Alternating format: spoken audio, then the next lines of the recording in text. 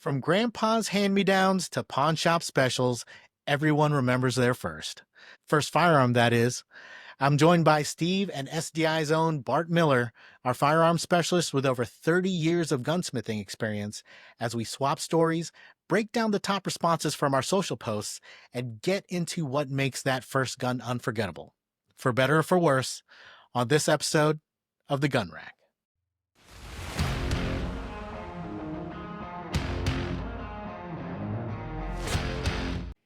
Hey everybody, welcome to this week's episode of The Gun Rack, SDI's podcast about the firearms industry and everything guns. I'm Christian Sakara, your host with SDI, event coordinator here, and I am joined today by my co-host Steve Ross, director of marketing. How's it going today, Steve? Hey, doing good, Christian. Good to see you again. Yeah. So how's the week been? Man, killing it.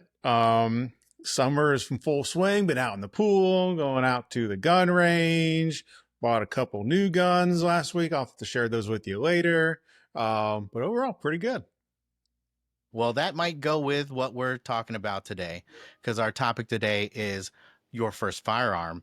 And to help us talk about that, we have a very, very special guest today. He's one of my favorite people that work here at SDI, aside from you, Steve, of course. Firearm specialist Bart Miller. How's it going, Bart? Good, Christian. How are you? I'm good. Is that your title? What's your title? Yeah, I'm the firearm specialist. Yep. Okay. Well, That like undersells what you do here at SDI, Bart. You're way more than just a firearm specialist, which is a great title, by the way, but you do way more than that. Well, I contribute where I can, and I tell you what, a lot of great folks doing a lot of work creating the curriculum and the classes, and I'm very impressed. I haven't been here for more than, I guess, maybe 4 months, and I will have to tell you, it's a lot of passionate people all working together to make it the best that it can be. Yep. So as Christian mentioned, we reached out to our SDI community and we asked, what was your first firearm? And the answers came flooding in. That's going to be our topic for today. But before we get to it, can you share a bit more about what all you do here at SDI and your background? You bet. So what I do is I go through and critique classes or create content, create a course from start to finish and put it in a way that we can add little tips and tricks over the things that I've learned over the years, the little things that you don't find in a textbook, but this is what it is in real life. This is what it's like to use this tool or use this technique. And probably more important than anything else, what not to do. Don't do this. We look for time-saving ways of doing things. They're not shortcuts. They're just more efficient ways of doing them. So it's something that every gunsmith needs to be efficient as well as good to be able to make a living at it. So that's some of the things we're trying to make sure we add into the curriculum where it's appropriate. Yeah, absolutely. How long have you been gunsmithing? This will be my 41st year. So I'm a slow learner. 31st. And there's still more to learn, right? There is. What was your most egregious what not to do example that just jumps out in your head? Oh boy. I would have to say, behind not following safety procedures, not that I've ever done anything like that, probably working with stock finishes and things of that nature. The finish tells you what to do more than you tell it what to do. Okay, so you have to explain on that for us non-gunsmithing people. You apply some finish and you're like, hey, I'm going to put 5 coats of finish on today. And the finish needs 24 hours to dry. But maybe the next day it's rainy and it's humid. Well, now you've got a day and a half or 2 days. There's a lot of the that's where the craft part comes in. The things that you can't just buy and bolt on, the things you have to create, or the things that you interact and you work with. That's really where the art or the craft of gunsmithing comes into play more than anything. All right. That makes total sense. And probably not something everyone factors into how long a job might take. Yeah, exactly. And learning how to make sure you don't paint yourself into a corner time frame wise. This is a process, and making sure that you are disciplined in the business approach, which there again, you've asked earlier, what do I contribute to? This is the business side of gunsmithing, and that's part of what we try to impress upon the students and things of that nature. There are time frames, there's customers, there's the art, Yeah. that type of thing. Yep, that's a common thing we hear from a lot of our gunsmith friends is don't bite off more than you can chew. And that kind of leads into our gun topic today, because I'm sure you've seen a lot of these guns that made it on our list of what was the first gun you owned. So on this list, we have everything from grandpa's treasured heirlooms that have been passed down to someone, I think they mentioned their first gun was a High Point. I think some of those were blocked out. So I'm sure there's probably some guns on this list. And if they come up, the guns you worked on, we would love to hear some stories of what you may have encountered along the way. You mean as far as people in their first gun and they bring them in? Is that what you're referring to? Yeah, maybe it's their first gun. Maybe you're having to advise them on what gun to buy for their first time. Or maybe it's a gun they inherited or found somewhere at the bottom of a lake, and they brought it to you to help them fix it and get it back to work in order. Oh boy, I tell you what, there's been so many stories, and I think this is probably a good place to put this out there. Doing restoration work on guns that have sentimental value, or just work on guns that have sentimental value, is so valuable as a gunsmith. And the reason is the first thing to realize is they're showing an awful lot of faith in handing you their prized possession. It is irreplaceable to them. The story or the history, as you mentioned before, about it being handed down, how do you replace that? And it needs to be treated as such, but you need to be able to convey that to the customer. I'm going to treat this with TLC. This is what you can expect as a finished product. A lot of 22s and a lot of 410s come in as first guns. Yeah. Well, let's take a step back. Let's talk about the post. So this post came out on Facebook, on socials, a few weeks back, maybe like 5-6 weeks ago. Steve, you think that's about right? It's been about a month. Yeah, it's and so it just said, "What was your first firearm?" And it has 936 comments. So it was really something that sparked interest. That's a good sample size, I think. And I mean, that makes up like our Facebook page followers, but that's a lot of students, instructors, alumni, people that are tied into the industry partner wise.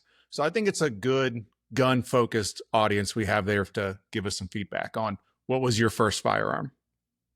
Yeah. And so, I'm seeing a lot of 22s, like I said, 410s. And there's a bunch of BB guns. Do we count those? I mean, that's, yeah, that was my first gun, was a BB gun. So, and that was a couple years ago. Bart, advice, BB gun, or just go right into getting someone a real firearm for their first gun? So my first gun, not firearm, but gun, was a BB gun. Yes, the Red Ryder BB gun. And yes, I looked like Ralphie from A Christmas Story when I got it. I can see that. But yeah, exactly. When my two oldest boys, when they were asking about guns and different things, and they asked when they could have one, I said, well, you need to learn the safety rules and things first. Very important. You need to understand that what you do here has an effect down there. But one of the other things I had was a little bit of the sword and the stone technique. If you can cock it by yourself, those things are hard to cock when you're 6 years old. You have to pass that test, and then all the safety stuff. And that bought me another year. But then if they can go through and handle a BB gun well and that type of thing, then it's kind of a rite of passage, and they've earned the right to show the responsibility and take the care of the gun, take care of what you're shooting at, what's behind it, and learn all those skills. Yeah. And I tell you, when I've shot with new shooters, whether they're kids or adults, in addition to your standard safety rules, I have one extra rule I always do with new shooters. I always only put one round in the gun, at least to engage their comfort level. Especially I do it in revolvers. But I always like to just put one in there. And I know not everyone does that. I know some would, load them up, let them shoot, let them have fun. I want to have fun, but I want to gauge how ready you are, and not start spraying away or have a kickback or something weird and shoot again by accident. It sure made me want to make sure that I placed that first shot well, because that's how I grew up as well. So I think that's pretty smart. What was your first shooting experience like? So other than BB gun, I bought a used Winchester 22, an old 69A, and little did I realize how much better the gun can really shoot better than an 8-year-old. But as the years would go by, and then you go out, and everybody has that moment that they remember their first gun, the first time shooting. I'm independent. And then, unbeknownst to me, I'm learning about external ballistics when I'm shooting Green Army men, or a pop can, or whatever the case may be, or learning how to dope the wind. I'm shooting at that bird; it's 20 yards away. Well, you start to learn. Oh, okay. So there's so much learning going on while you're having fun, you hardly even notice. Steve, same for My you? first shooting experience, I tell you, growing up, my dad was a big hunter. He's the one that introduced it to me, but it wasn't guns. He was always into bow hunting and archery.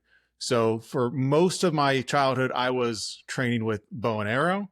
It probably wasn't until I was a teenager that I started getting into firearms. And I think it was going out with some of my older brother's friends, and they took me out skeet shooting. So getting to shoot some 12 gauge shotguns at some clays was my first experience, and getting to watch the older boys, and getting knocked in my ass probably for getting pushed back or something with a firearm, not with a shotgun, not expecting it. And I probably I feel missed you the whole were bunch already the first time. 6'2" Yeah. at, Yeah, I was still, at 11 300 years old. pounds, 6'3", but Yeah. Cool. but that did motivate me to go buy my first firearm. I went and bought from a pawn shop. I think it was about $200, the cheapest Remington 870 Express I could find. It's still here. I've killed a lot of turkeys with it. It works well. It's one of the guns I can toss in the back of the truck. I can drag it through the woods. It gets beat up. It still cycles. I give it a good cleaning every now and then. But it's been a dependable firearm. Bart, so how many sons do you have? Or So children? I have two. Two. Oh, and when did you start introducing them to shooting? Like, how old? Was there a scenario? 6 years old, I brought them with me to watch shooting. This is what we do. This is the procedure. You here to watch today, that type of thing. Just real short session. And then I think probably I was thinking about that this morning. I think eight. But we base it a lot on maturity and familiarity, that confidence piece. So 8 by 10, generally speaking, with a lot of the kids that I've worked with, trying to teach them about guns and things of that nature, they're aware of muzzle discipline and that type of thing, trigger discipline, that kind of thing. And your kids, given your background and your work history, they probably grew up used to having firearms in the house and knowing to respect them, right? Like probably more than the average kid might. You bring up a great point. I think familiarity is, you take the mystery out of it, and it's just another tool, and this is how you use this tool properly. And then I did the normal things by all the guns are all in one room and it's locked and all that kind of stuff. But yeah, I think if you take the mystery out, it's just another machine that you have to use really, really carefully. Yeah, and that makes me think of like my house. I have kids in the house too. My guns are all locked away in safes. Every gun is locked away. Where a Christian, you have no kids in the house. You just got a wall of guns, and I'm jealous all the time. Yeah. Like I just want a wall of guns too. Yeah. No, it is pretty bothersome when the nephew has to come and visit, and I have to like make sure this door's locked, that door's locked, all the house guns are put away. It's like, oh, so, but it is nice. It is nice just being able to have everything here, and available. But yeah. All right. Should we kind of get into knocking out a few of the answers of putting the question out there of what were some of the answers we saw of first guns? Yeah. I have the list. So if you don't have it ready. Well, I just have the Facebook post up. What sticks out to you? Like what are some of the stats? Yeah. All right. I don't know. Yeah, I ran all the answers through ChatGPT. I said, give me the top 10 most common answers we saw. Should I start with number 1 or number 10? What do you guys want to hear? 10? Do a countdown? Bart, what do you think? 10. All right. Number Save 10. dessert. Number 10, most popular, most responded first gun was surprisingly enough a High Point 40 cal. That's crazy. What What do you think that person? Who do you think that person is? What's that? What is that person? Their first gun is a High Point. Right. So our 40. question wasn't what was your first gun as a kid? It was just what was your first firearm? So for probably many adults, maybe you're looking for something affordable. I don't know about reliable, but if you're looking for something cheap, probably a High Point is on that list. Yeah. Bart, would you agree? It would fall into the category of affordable and Bart, are you like a dentist like that gives out candy for people to have bad teeth? Like, no, you should go buy the cheaper guns that have it. I'm not saying High Point I know they have sometimes a reputation like that, but not picking them out. But do you ever feel that way? Like, oh, like you like it when someone buys a gun that has a lot of issues, or where you see those gun sales? Well, I have a lot of people ask for advice, and I'll say, well, I'm not going to speak to their quality, but they're one of the few companies. I'm not talking about High Point necessarily, but there are companies that if you don't call them with a warranty problem, they call you. It's like, it's working. You know what I mean? What's number? What's number 9? Number 9, which I thought this would actually be higher, was a Savage 22. Isn't that isn't that one of the first guns you shot when you were a kid? I think you mentioned to me before. I have my other first gun. This was my first inherited gun, not the one that I bought. Okay. This was, I thought it was a Savage, but I just remember I pulled it out of the safe. It was a Remington 597 Magnum, model 597. I thought it was a Savage. All right. Number 8, Colt 1911. Number 7, Mossberg 500. Number 6, a Glock 17. Number 5, a Remington 870. Number 4, a Ruger 1022. All right, here's top 3. Number 3, a Bushmaster XM15. So AR-15, right? Then we had a Marlin Model 60, and then a Marlin 22 as the number 1 answer. Interesting.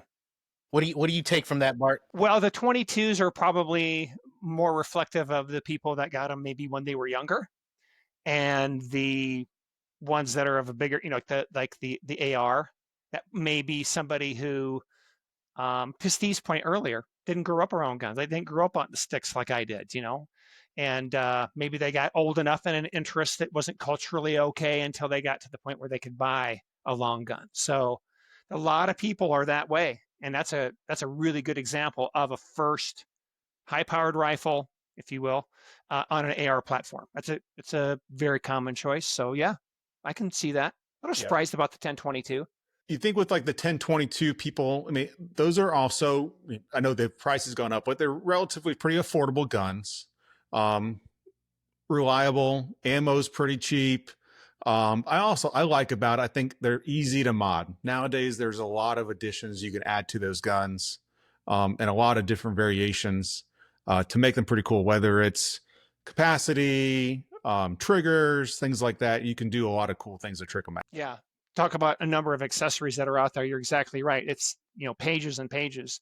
And the other piece, believe it or not, that I hear from folks when they come in, because I'll ask them, why did you buy this one rather than like an AR in a 22? And he goes, this doesn't look scary and it doesn't scare the other person in the house, or, it doesn't draw attention. So anyway, that's one factor. Let's talk about a reason for purchasing your first gun.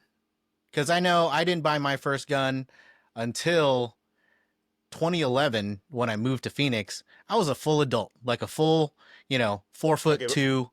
Share your motivations for why you bought your first gun, Christian. I'm an adult. I moved from Kansas City, Missouri, to Phoenix. In Kansas, or in Missouri, in Kansas City, I lived in the suburbs.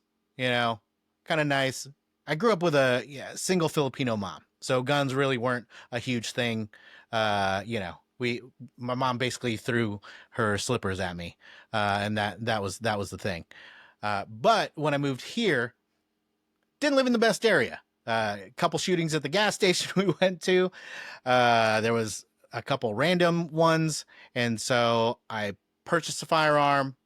It was actually a Springfield Hellcat because of my petite frame. You know, I knew that you don't want to show it off, so I needed a subcompact to not show, and you know, I have a big gut as well, so that played into it. Bart, do you remember your motivations for your first firearm purchase? Well, I can look back and realize more of what it is, but are we not hunter gatherers at heart?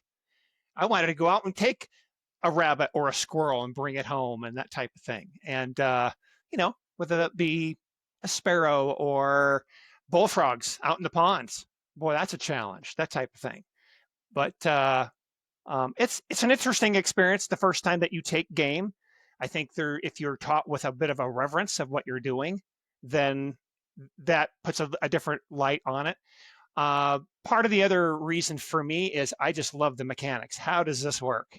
And imagine that it carried me through maybe a few years afterwards, but just the curiosity factor.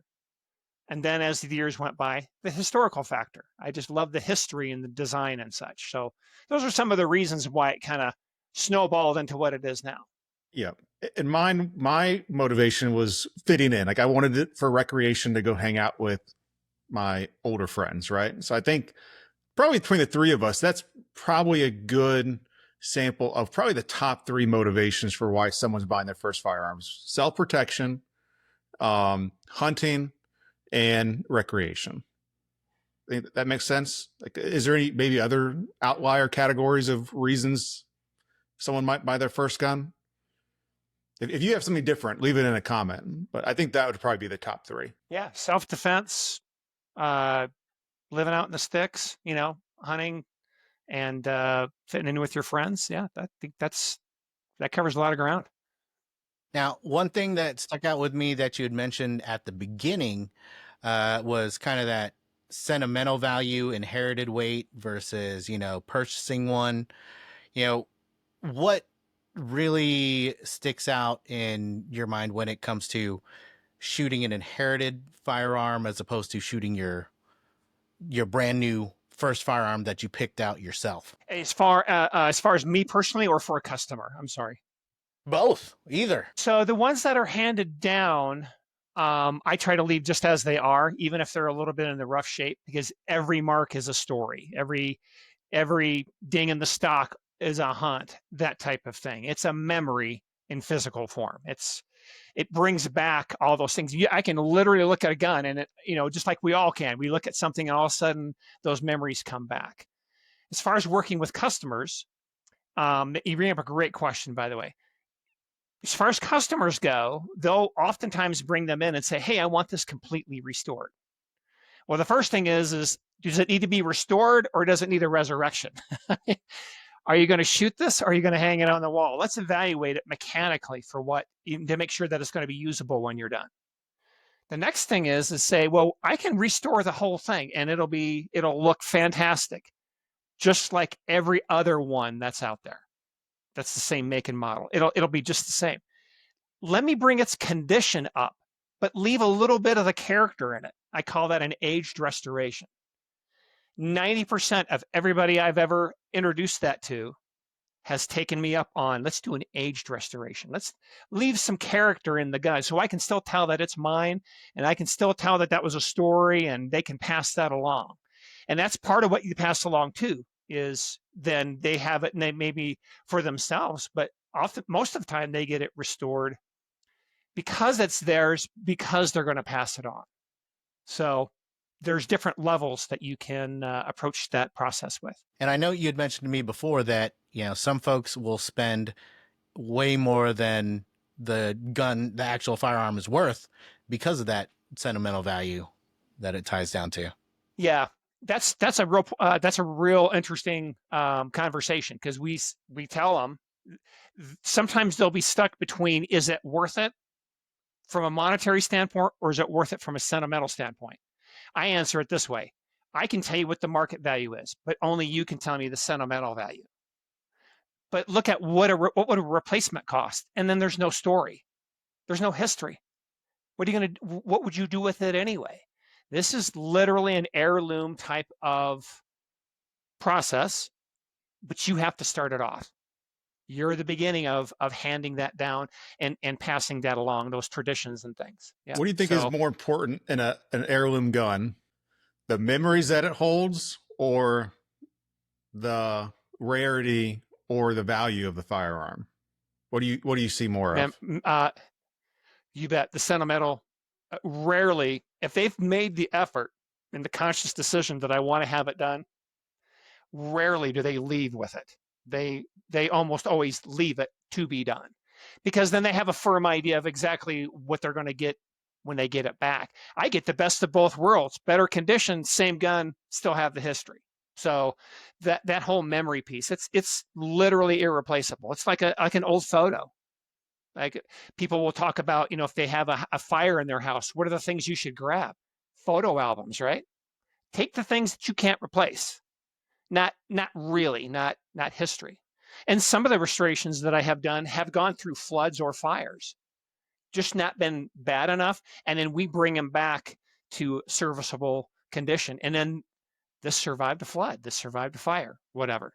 Yeah, But that was gonna be my follow-up question is when someone brings in a gun that's just, man, almost beyond repair, but they take it to you to go get it fixed back up. It's that heirloom gun. It was hand down from their grandfather. Maybe it was damaged. Do you feel like a lot of times you're seeing more that they want it restored back to working order and they want to go back out and use it again? Or is it going back above the mantle and they just want to save that piece of history, never to be shot again? probably great.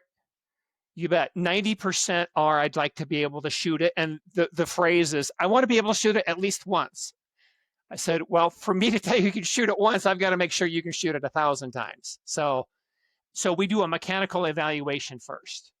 If it's a wall hanger, we always then go through and make them into a non-firing gun so that there's no misconception. We pull the firing pins out, we make it non-fireable, so somebody else doesn't get a crazy idea, to go through, hey, I wonder if this is a 12 gauge. Don't put a live round in there. But 90% want to be able to shoot it. But a lot of folks, especially if it's pre-1900, man, they just want something to go up on the wall. They just want something to go up on the wall. Yep. So, at the risk of you both bursting into tears, let me ask this question. Do you guys have sentimental stories about inherited guns that either Bart, maybe it's one that you gave to one of your sons, or, just one that you've inherited, and Steve, same? Yeah, go ahead, Bart. Sure. The one that probably holds the most sentimental value to me is one that I had as a youngster. I fixed it up as I got older and learned how to do some of these things, and then passed it on to one of my sons, who it looks like they'll be having a child, and being able to pass that on, that type of thing. So yeah, that's definitely, it's cool, because that's all that you want when you're younger, and then as you get older, that's all I want is to give it away, give it a home, pass on that history. It's kind of that evolution, and that comes with a lot of heart and a lot of meaning behind it. So that's mine. And congrats. Oh, So, Yeah, Steve, how about on you? my side, probably sad to say I don't really have that much like sentimental stories, memories tied to those firearms as a kid. Cause like I said, my dad was a bow hunter, so he wasn't really into shooting firearms. So I don't have those like memories of like, man, this is the gun I was using in a tree stand where I shot my first deer when I was 8 years old type of thing. The guns that I had that I've inherited were probably either his that he just bought, like he thought they were interesting guns, maybe for a historical reason. And then he would just put them in the gun safe. And then he's given me some of those that I think are just interesting stories. They're cool guns. They have a neat background to them. And I would never get rid of them just because, one, they were given to me, and two, I'm lucky enough, like I don't have a reason to get rid of any firearms. Like I don't want to go sell these guns to go pay a bill or something like that. So I'll never get rid of them.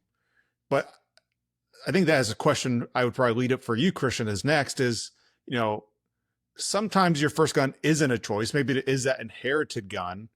So if you are a gun person and you're getting ready, you know, you're going to give your guns away to your children. Does that influence the gun purchases you're making now? Are you buying guns That's today? a horrible question for me because I have no Okay. kids. You So think about it as someone else who has kids, or Bart, maybe that's a good question for you. Are yeah, you buying guns yeah. now with the thought of, I'm going to give this to my children, or maybe their grandchildren, my grandchildren will have it one day, and I'm buying this gun for a specific reason? Yeah. As a matter of fact, I have one that's a Remington 22 smoothbore, and you shoot little 22 shot cartridges, and that's one where it's good for pest control, but it's also a good one to go out and learn the basics of shotgunning, not just rifle shooting, that type of thing. Few and far between. Uh, unless we kind of talk about it with the kids and stuff like that. That's what you're interested in or whatever. But there are a few, especially when they're younger, to get them into it, because once they get into it, all you have to do is prime the pump usually, and they take off from there. Well, we saw a lot of shotguns on the list, from 410s, other single shot shotguns. You showed me something that was very interesting, and it's a 9mm shotgun. It's a 9mm shotgun. Let's show it off. Talk to us about it. I am very curious. How about that? Okay, so this is another name for the cartridge is a 9mm Flowbert, but 9mm shotgun. It's a rimless shot cartridge. It's all brass. You can still buy the ammo. It's actually not very expensive. This is a Winchester Model 36. It is the dimensions of a Red Ryder BB gun.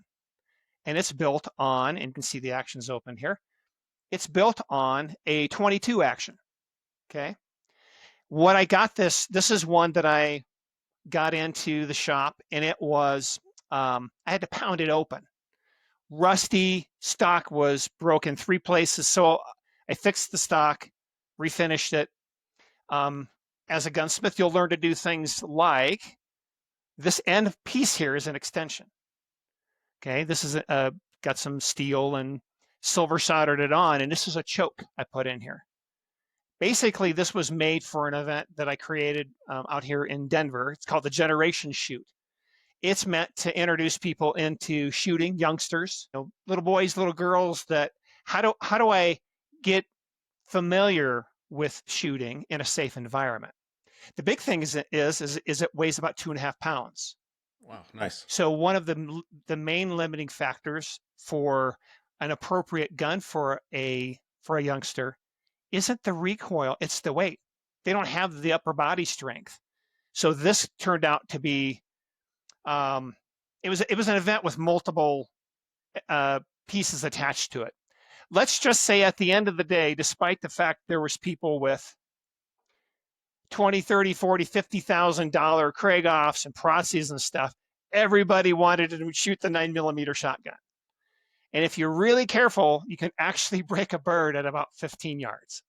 That's about the limit. About 10 is about customary. We would hang the little clay birds and they would shoot them. But introducing them the right way. Can I handle it? Are they safe? Having somebody right there with supervision. But that's just one of the little things that they were made in the 1920s as a garden gun. I just repurposed it for. Is the ammo for that hard to find? It is not. You can just Fiocchi makes it. Was it a bolt 50 action? 50 rounds for $30. Yeah, a little bolt action. Yeah. Okay. I'll hold it a little So my closer. question is, like, what of the design or the mechanics actually makes that considered a shotgun? Is it the smooth bore? There's no rifling in the bore. Yeah. Yep. There's no rifling in it. So you can't from that angle, but you can see at least the opening of the chamber. It looks for all the world like a 38 special shot cartridge. Is what it looks like, but it's all brass and it's a rimfire. But yep. Yeah, it'll shoot with that choke on there, it'll shoot about a soccer ball size pattern at 10 yards. And that's just about the time it runs out of steam. So your 9mm ammo for that is like, when I'm thinking of a shotgun with the pattern, it's a bunch of BBs in there. That's correct. Okay. Yep. Yep. It's like we explained to kids when we're at the range. We pick up a handful of pebbles and we throw it and say, well, that's what a shotgun does, only they're really tiny little rocks. And it throws it out the end of the barrel. And that's what we do is we're throwing that out there. They get that. That's something they can see and that's tangible. Little baby buckshot. You're blowing Steve's mind. He wants one for his kids. So, that could be arranged. There you go. Yep. Yeah. My oldest one is, I have You got a really windmill old, right next to you? I have an old, I think it's around that same time period, like late 1920s, Marlin 410 lever action shotgun. And that one, they called it the banker shotgun, not because it was really popular amongst bankers, but because I think Marlin, when they were selling that gun, they gave it away to anyone that would buy Marlin stock. And that was mostly like bankers that were buying it. So they would get that gun. So a lot of them are in good condition still. That's awesome. Yeah. That's a pretty rare gun. They don't make too many of those. All right. Can I have it? On the subject of shotguns, what do you recommend for a first time shotgun owner? America, popular shotgun owner country. That gun came up on our list a couple of times. So whether it's an 870 or a Mossberg 500, what do you recommend for a good first shotgun? Should someone go 10 gauge, 12 gauge, 410, 9mm shotgun if they can find one? Do you want a over under? Do you want a pump shotgun? Do you want a break? What do you want to do? Well, at least you asked me a question where there's only one answer. I'm just kidding. Yes. Yeah. You can decide for everybody. This is the one answer, right? Yeah. The one, no matter your situation and reasoning. Get that all the time. So it depends on the safety factor first, the size factor first. Can they handle, not the size of the person necessarily, but are they 6? Are they 8? Are they 10? Are they 12? What can they handle? In general terms, break opens make great guns for a couple of reasons. The first one is I can kick it open and you can tell them that action needs to stay open no matter where you are until I tell you to close it. There's a safety factor that you can put in there. They have to close it, pull back the hammer. If they're not old enough to pull back the hammer, that might be time to question, is it the right gun? So if it's teaching them the skills, the principles, the safety, the muzzle discipline, I would say a break open shotgun. If you have a teenager who's gone through that step, boy, it's hard to overlook Mossberg 500 or whatever series you have, 835, whatever, or Remington 870. These are the standards in the industry, and for good reason. And you can still handle one round at a time until they can handle 2 rounds at a time. Again, it all depends on, there's maturity and there's responsibility, and they're not always hand in hand. They have to realize what's going to happen if I pull that trigger and it's not pointed in the right direction.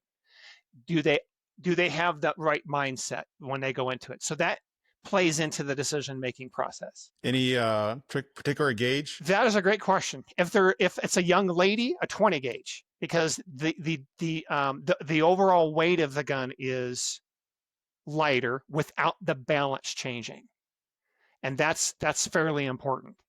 410s are an expert's gun. It's an expert's gauge. If you see somebody shooting a 410 out on the trap range or the sporting clays range, that's an expert, because it's hard to really kill anything with or break anything with it. It's just a lot less shot. The reason they use them for use is the sizes of the guns are smaller. They come in a lot of cheap break opens and things like that. If they're going to be just using it for sport and casual and they're slider built, 20 gauge. 12 gauge if they're going to go hunting or sporting clays shooting. I'm going to throw a curveball at you. Mossberg has the advantage is they can shoot those little mini shells. And as much grief as mini shells get, I will tell you, they are so much fun to shoot. And you can put like 8,000 of them in your shotgun. But those are good for low recoil situations. Okay. Not all Mossbergs. Make sure you check with your vendor or make sure it has the adapter. But those little mini shells they are so much fun to shoot, and they're really light in recoil on a heavy gun. So that can be entered the equation as well, because it'll shoot the mini shells or a regular shell. Now that we kind of cleared up some shotgun recommendations as a first gun, going back to our list of most popular, recommendations for first firearms to own. Quick kind of fire questions here. Shotgun or 22? 22. 22. All right. Open it back up. Pistol or rifle for first firearm? Rifle. Rifle. And if it's a rifle, do you like a bolt action? Do you like, something with a magazine, semi-automatic, full automatic? What do you recommend? Bolt action. All right. Christian, I miss any other options? No, I guess that's good.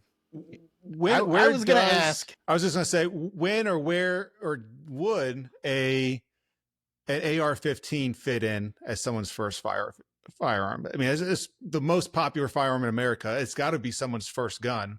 When is an AR-15 a good choice for a first firearm? When they have at least gone through and understand muzzle discipline, had somebody mentoring them and starting them off 1 round in a magazine, run through the cycle, 2 rounds in the magazine, do that until you're proficient, that type of thing.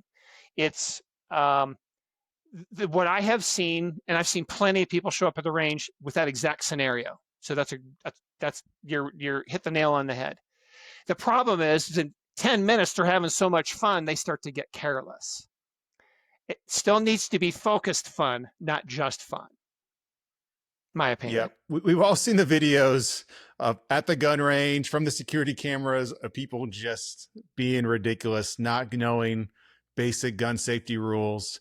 And sometimes it is with an AR-15, they get excited, and someone has to come check them and remind them, like, nope, that's not what we're going to do. We're going to lay that down. Let me teach you something here real quick, or I'm going to have to ask you to leave. Yes. Yeah.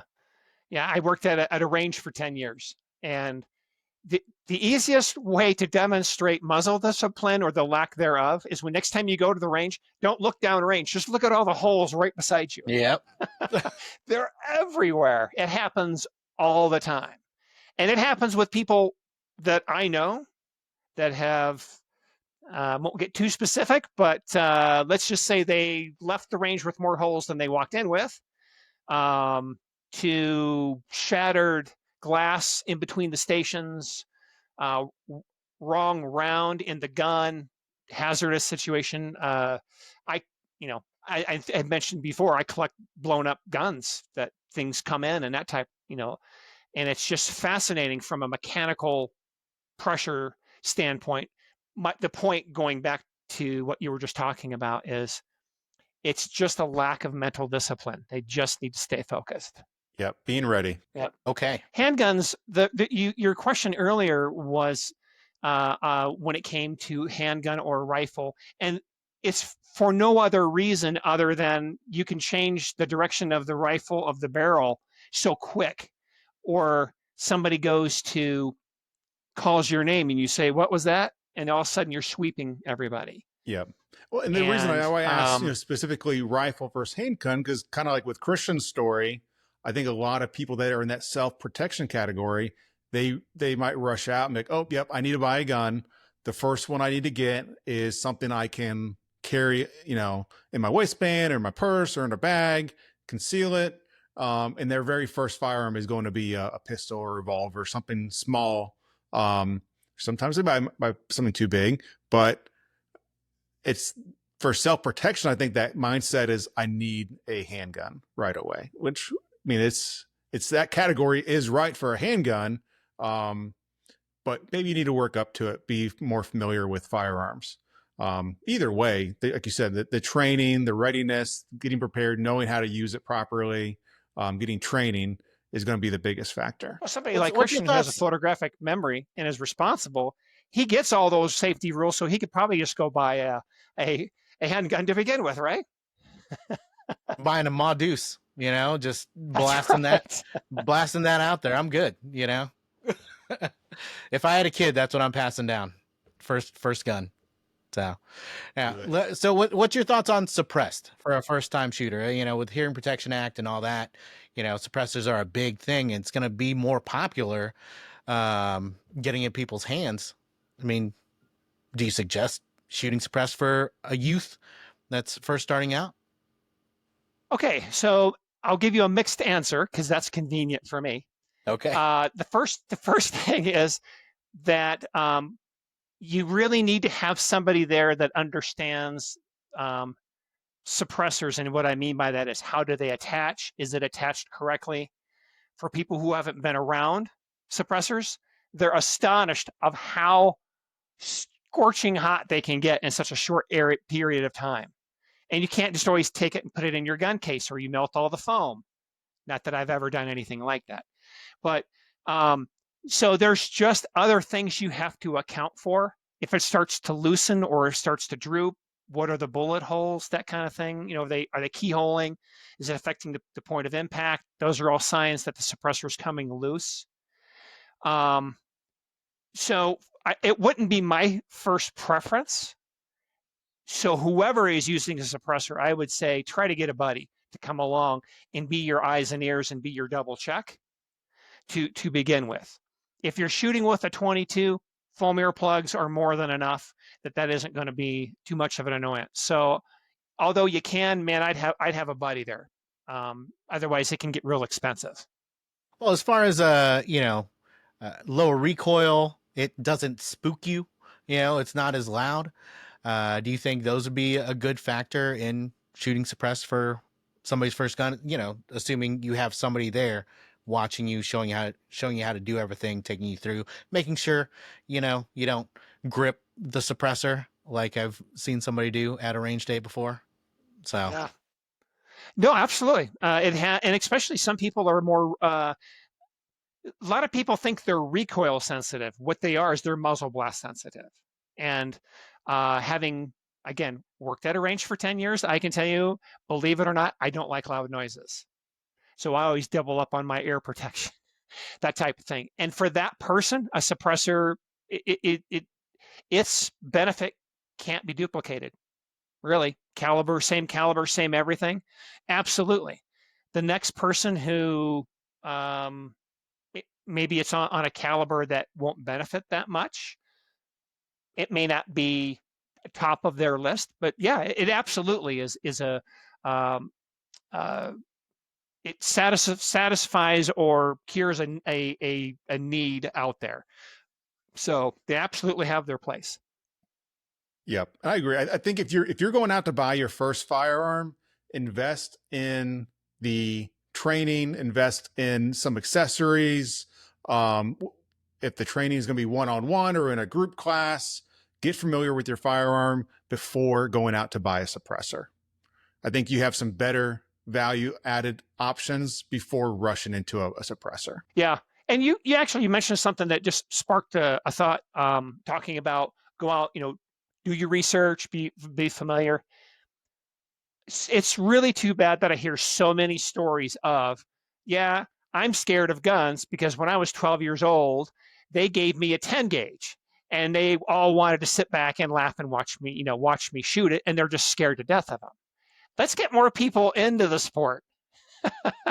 Let's get more people in and enjoying firearms. And to your point, let's work up to that, Yeah. that type of thing. It may be funny, but they're going to carry that with them.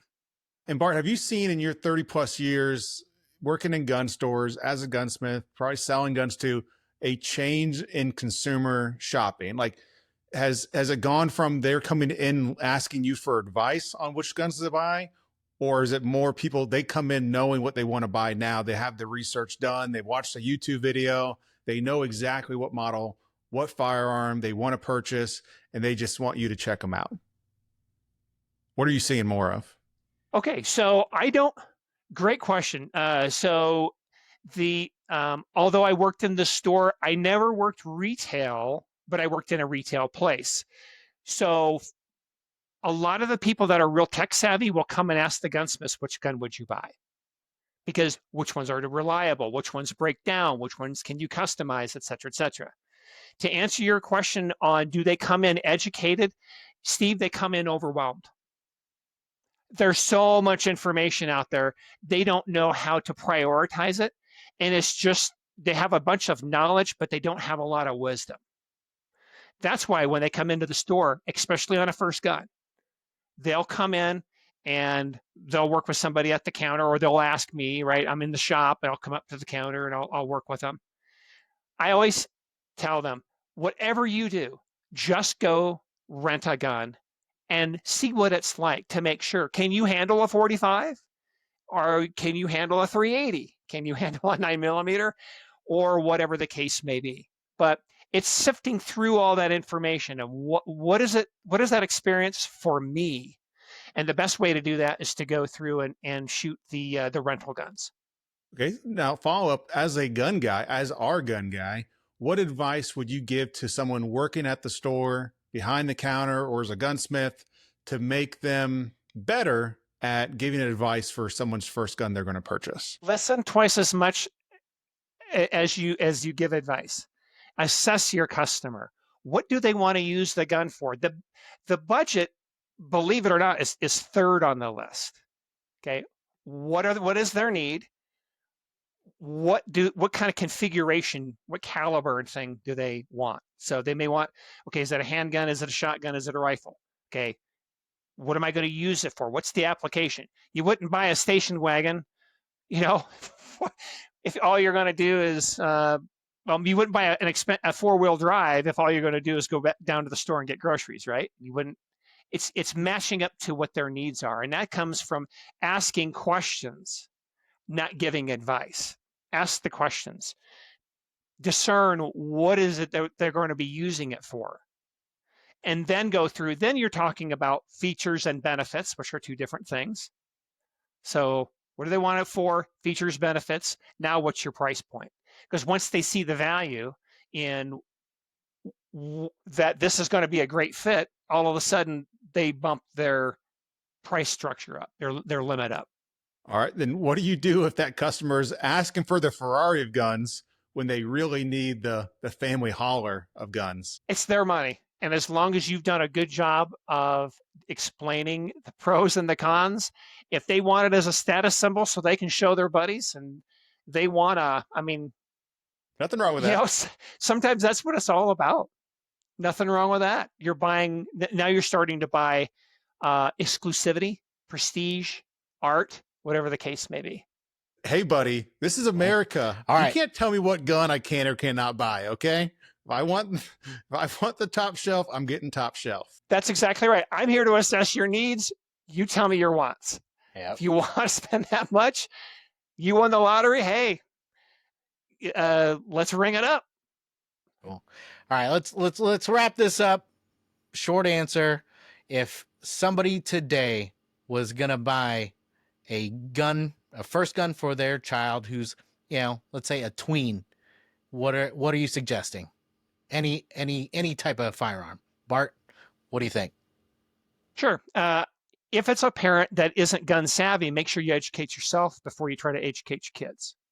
Once you're savvy about what calibers and different configurations, a single shot 22 is an awfully good place to start. That's what I would go with. If I had to pick a second best, it would probably be a single shot shotgun, a break open. Steve? I'll give a bit longer of an answer. So I'll give you a specific firearm, but if I had to make recommendations for a first-time purchase, if they're buying it, one, what's your budget?